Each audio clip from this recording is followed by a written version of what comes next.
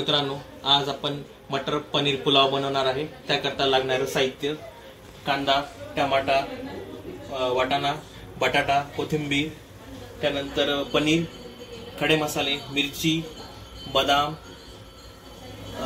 मनुके आणि बासमती तांदूळ। आपण हा 25 मिनिटं भिजवून घेतलेला आहे। आता आपण पहिल्यांदा तूप टाकू। तुम्ही तेल पण वापरू शकता, पण तुपामध्ये ना आपण ड्रायफ्रूट्स चांगल्या पद्धतीने तळू शकतो। त्याकरता आपण तूप घेतलंय पहिल्यांदा। 1 चम्मच किंवा त्यापेक्षा जास्त पण तुम्ही घेऊ शकता।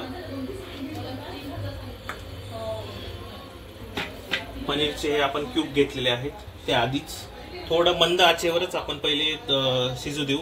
का बरं, डायरेक्ट जर आपण गॅस जास्त केला तर पनीर हे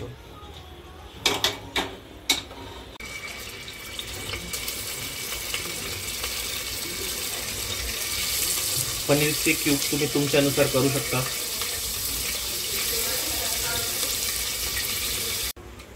ओके, स्टार्ट। पनीर आपले फ्राय करून झाले। आता आपण काजू आणि बदाम टाकू।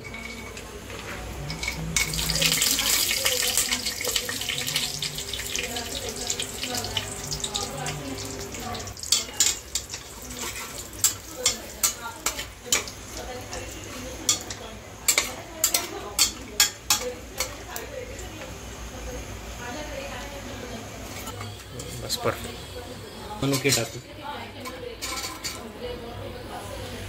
मनुके काजू आणि बदाम पेक्षा लवकरच फ्राय होतात। अरे झाले पण लगेच। पण तुम्ही गॅस हा मंद आचेवरच ठेवा।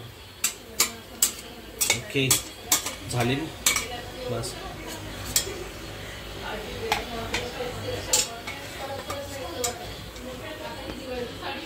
आपली ही एक स्टेप कंप्लीट झाली की जेवढे पण ड्रायफ्रूट्स आणि पनीर आहे तेवढे आपण फ्राय करून घेतो। आपण आता दुसऱ्या गोष्टीला सुरुवात करू। आपण जे खडे मसाले ते पहिले आपण टाकून घेऊ। ते मस्त तडका लागेल त्या खडा मसाल्यांचा। त्याबरोबर आपण मिरची तुम्ही असे पण काप करू शकता, थोडं बारीक पण करू शकता। त्यानंतर पुढची येईल आता कांदे।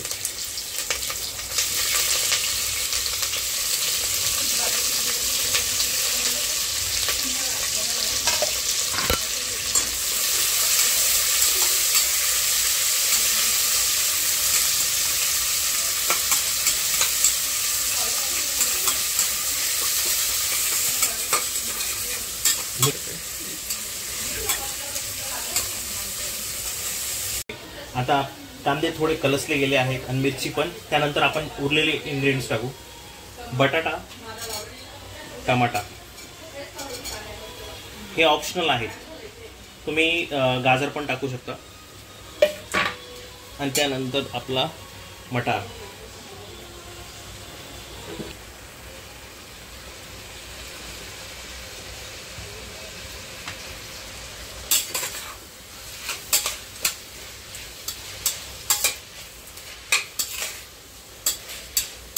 आपण आता या सर्वांना एकत्रपणे करून घेऊ। एक जीव होतील म्हणजे सर्व। फक्त मीठ येईल, त्यानंतर कोणतेही मसाले हळद येणार नाही। आपण व्हाईट पुलाव बनवणार आहोत।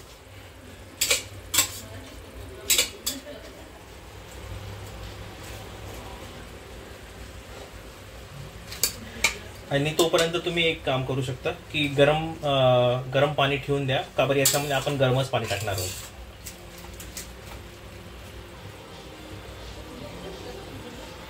1 चम्मच आणि चवीनुसार तुम्ही मीठ टाका। कोरिएंडर पावडर आणि जिरा पावडर तुम्ही थोडं टाका। 1 चमचा लहान टाकून द्या।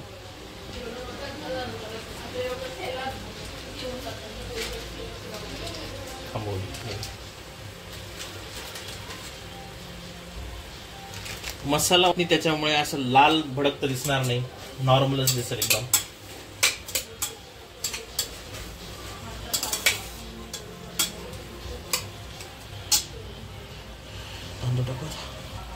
आता आपण भिजवलेला तांदूळ टाकून देऊ।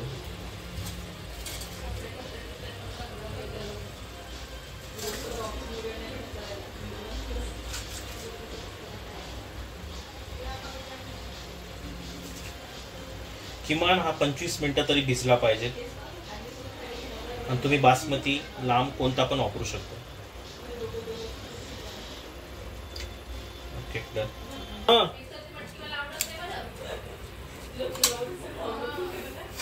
मच्छा मी काय करेल झाल्यावर तुम्हाला सांगेल की माझी मैत्रीण आली चेक करा तुम्ही. वाव किती छान झाले. तुम्ही गेले उडत काय. यामध्ये सर्वात महत्वाचं पाणीचं प्रमाण असतं. तुम्ही गरम पाणी जे ठेवलेलं असेल ते पाणी फक्त अलगद वरती येईल किंवा समांतर राहील तांदूळचा तेवढंच पाणी घ्या फक्त बस. का बर त्याने आपला जर तुम्ही आणि याच्यात थंड पाणी वापरू नका. का बर लगदा होण्याचे चान्सेस जास्त असतात. सो गरम पाणी वापरल्यामुळे आपला राईस हा मोकळा मोकळा होईल. गार्निशिंग करता आपण थोडी कोथिंबीर वापरली आहे. आता आपण कुकरचं झाकण लावून देऊ आणि एक शिट्टी होईपर्यंत आपण वाढवू.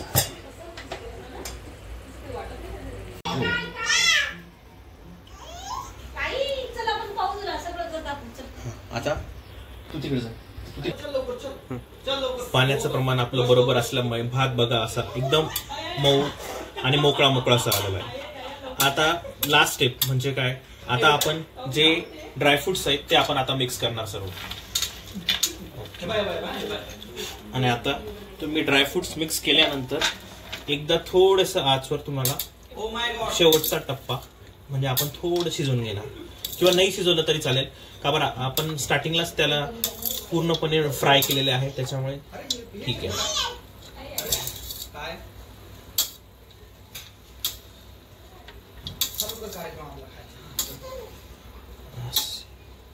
ठीक आहे ना. हा कशिंग करतो तुम्ही थोडीशी कोथिंबीर टाका म्हणजे भारी दिसेल.